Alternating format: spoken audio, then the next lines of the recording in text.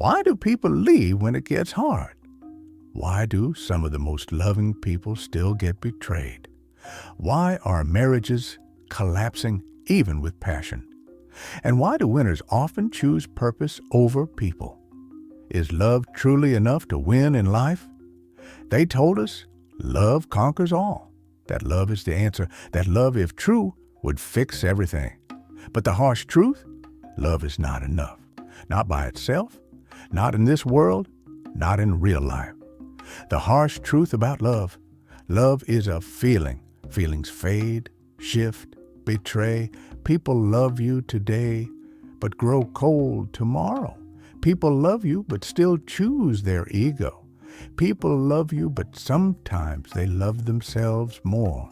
Love without discipline, chaos. Love without boundaries, suffering. Love without respect, abuse.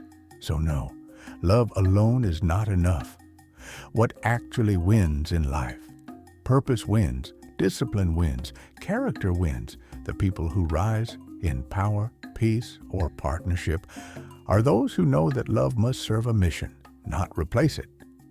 A Stoic warrior doesn't just fall in love, he rises in clarity, stays rooted in principle, and moves with intention, because even love must be tested against truth.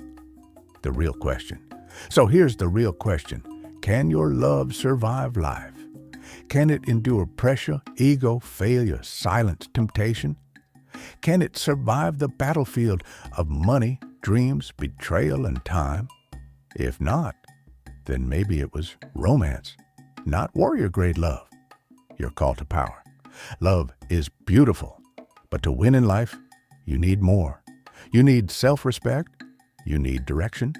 You need a code, because love without strength is a song with no rhythm, and a warrior with no armor bleeds first. Stoic warrior, master your mind, conquer the world. Subscribe